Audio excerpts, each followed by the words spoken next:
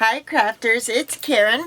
I know it's been a while since we've talked, but I wanted to come on and thank you all for your love and support and your fabulous encouragement as far as me quitting smoking. In my last video, if you missed my last video, it was a little while back, I had said that I stopped smoking, and I'm still smoke-free, still haven't had a cigarette, so, you know, what? But, thank you for your encouragement. I can't tell you how much that means to me, and how much that helped. You know, every time, you know, you play a game with yourself, every time you think you want a cigarette,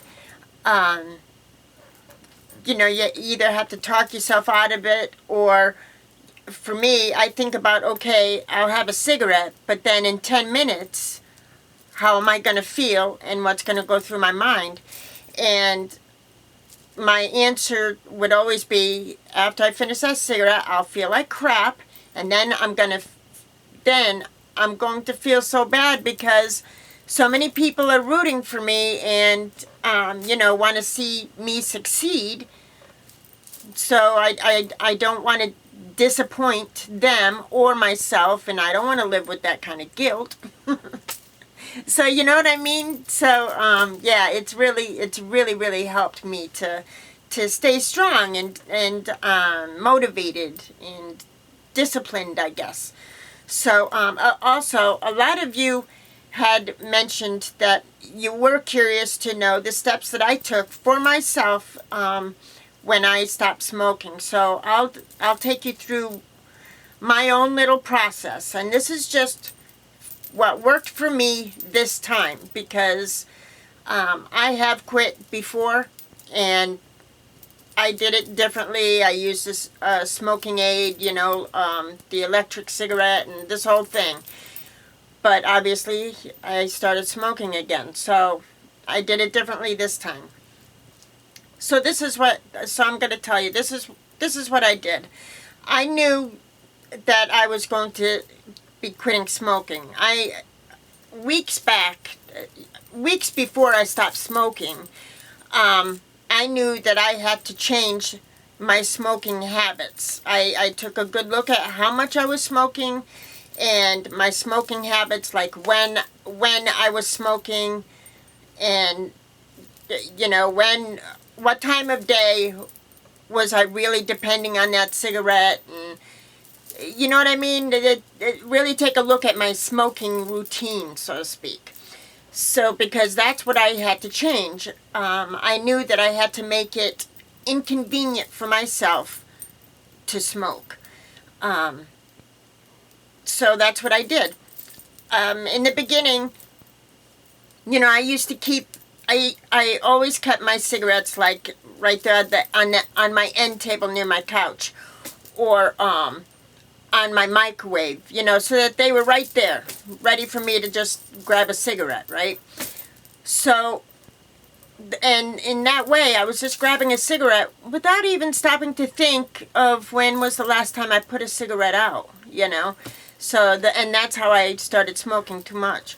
But anyway, so I had to change that. So I started keeping my cigarettes in the most inconvenient, pain-in-the-ass place, which for me, it was in my bedroom, in my, you know, shift rope TV cabinet behind the TV, because I knew I wanted to be aware of every time I got up to get a cigarette, you know, so that I would know, okay, and I would remember when I was getting up to have a cigarette. You know, it was my own way of keeping track, I guess.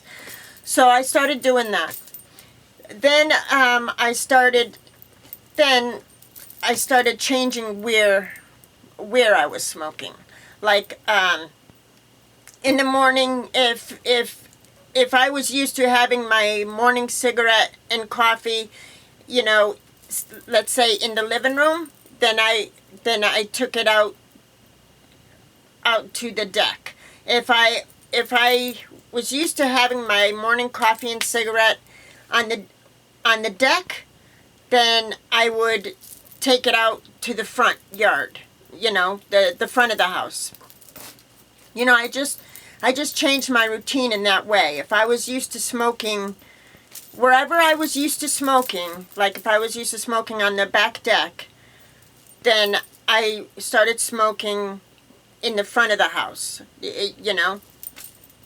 Or if I was used to having that evening cigarette in the house, when Joe came home and we would sit, and I know it's horrible, but we would have an evening, our evening cigarette in the house. Well, then we took it outside. You know what I mean? So we just switched it up and changed that around. I hope you get that. We changed where we were smoking. And then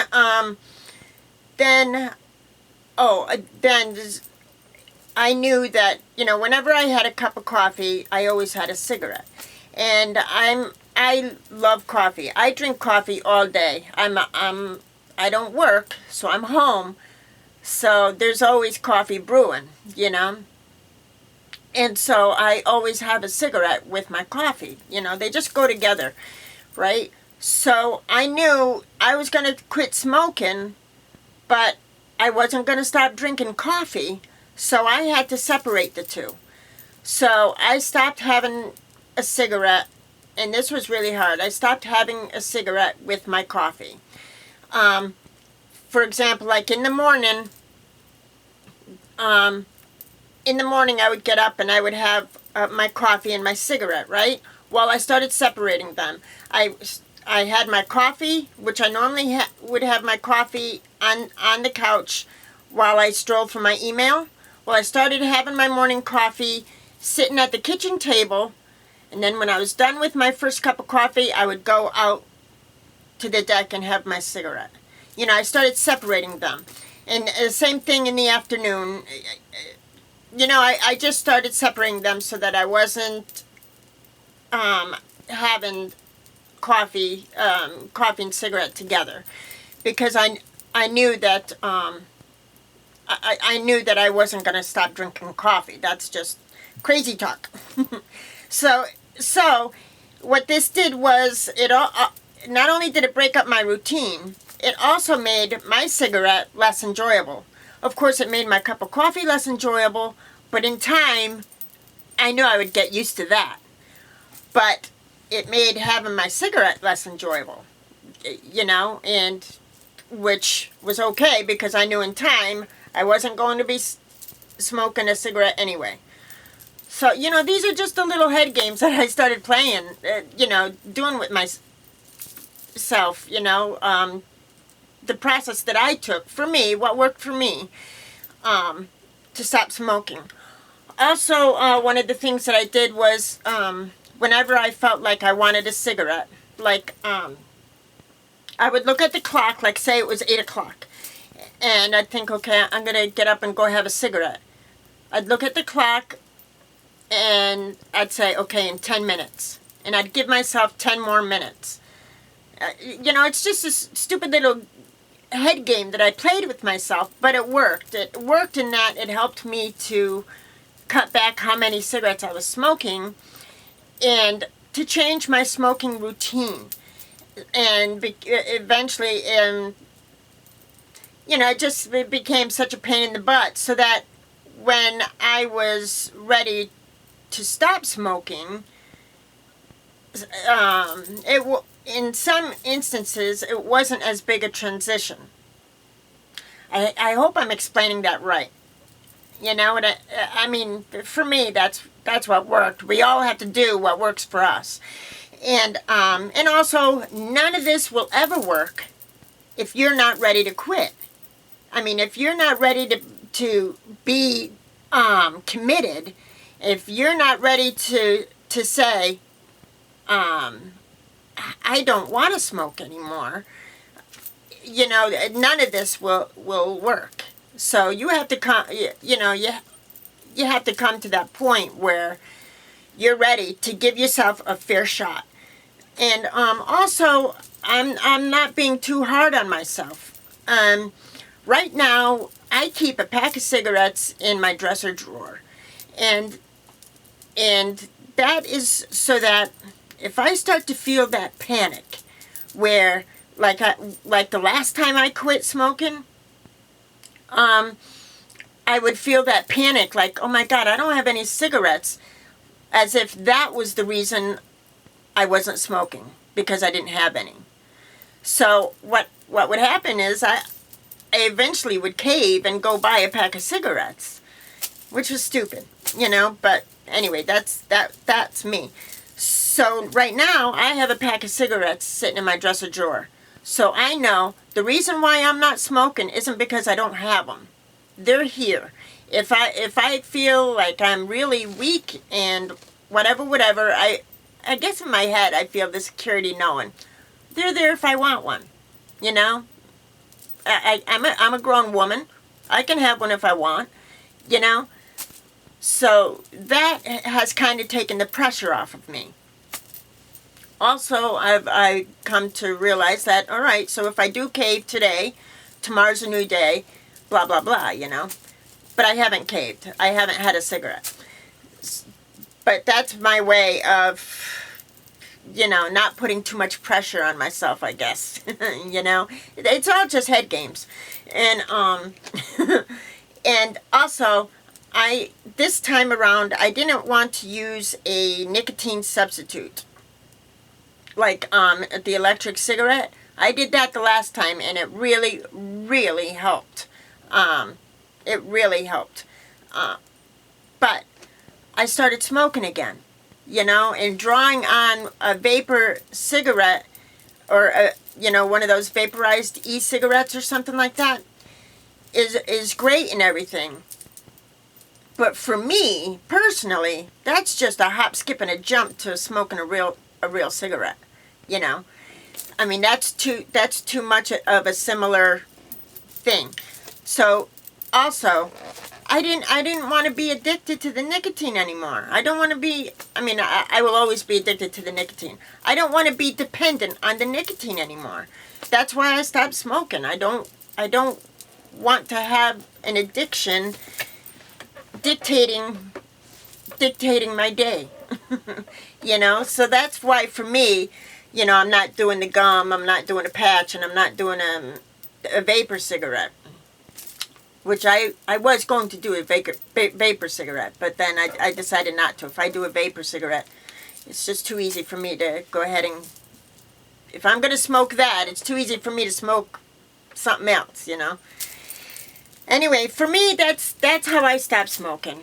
And those are the little head games that I played with myself. And also I did the research, and it says drink plenty of water when you stop smoking so you can wash all the toxins out of your system, and you're going to feel this, and this when you stop smoking. So, I knew what to expect, and I knew how crappy I was going to feel, and you know what I mean? I was ready for it. And I have to tell you, the biggest thing that helped me to stop smoking was prayer. That was it. And I got it, and to this day, I pray to please give me self-discipline for at least 1 more hour so I don't go grab a cigarette. Help me to get through this craving. Help me to change my mind. You know what I mean? So I keep asking for help. And that's another reason why I haven't grabbed a cigarette from my drawer. Is because here I am, I'm asking for help. So what am I going to do? Go grab a cigarette and kind of, you know what I mean? I didn't want to be a hypocritical, asking for help, and yet I go and do it. I go and smoke. I don't know. And like I said, another head game. But I have to tell you, prayer has played a big, big part in my being successful this time around so far in my quitting smoking. So, okay, also, the last time that we talked, I was having a horrible, horrible issue with my fingers, my hands. And they got, from the time that we talked, they had gotten even worse since that. So anyway, they're just now starting to heal. I mean, they cracked and peeled my fingers all the way. It was horrible. So obviously I haven't been able to craft. Now they've healed, but the skin is real raw and tender, and I'm supposed to wait at least another week before I could get them filled with glue and ink and paint and this and that. But they're doing a lot better. They're healed. I keeping the, for protection so that I don't cut them because they're so soft. That skin is so new and soft. Anyway. So, and I can't craft for like another week. So it's killing me. Oh my gosh. But I also have a little bit of a haul to share, as long as you're here, and I'm here.